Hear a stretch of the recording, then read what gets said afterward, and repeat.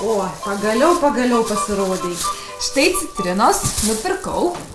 Oi, kam tiek daug pirkai, būtų vienos dviejų užtekę. Na, pagalvojau, kad jums, kaip esančiai ant biuletenio, tikrai pravers. Erzini mane, ar ne?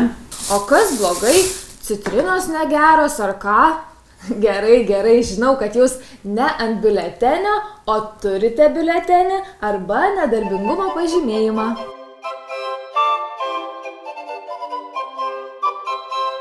Mano biuletenis jau baigtas. Galima sakyti, šitie žalieji ir vaisiniai kokteiliai išgelbėjo mane. Man irgi patinka tie smučiai.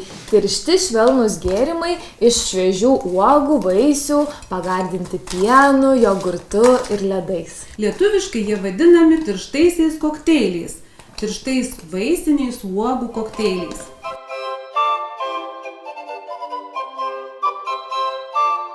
Na, aš jau viską sudėjau.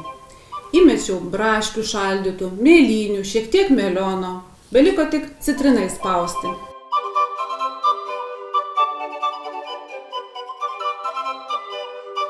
Supilsiu ką tik išspaustos citrinos sultis ir vandenį. Įpilk sultis ir vandens. Nesupratau, kodėl skirtingi linksniai sultis galininkas, o vandens kilmininkas. Tu išspaudei vienos citrinos sultis.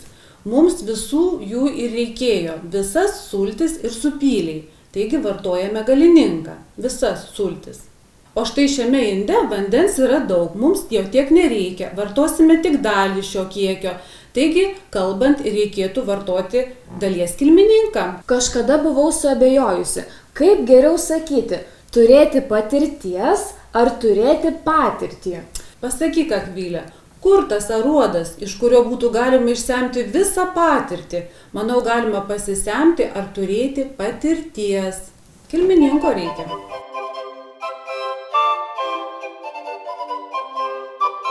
Taigi, prisimink, Akvilė, neapibrėžtam daiktų kiekiui ar daikto daliai reikšti vartotinas dalies kilmininkas.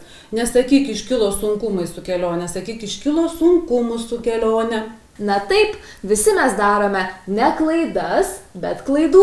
Taip, nebedarykime klaidų, pilk vandens. Aš šiek tiek įbersiu čijų sėklų. Jungiam? Jungiam.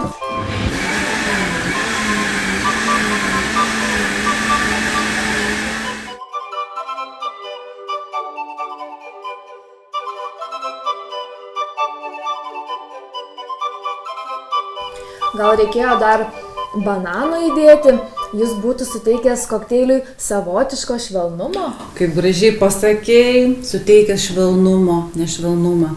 Kaip gražiai pavartojai dalies kilmininką.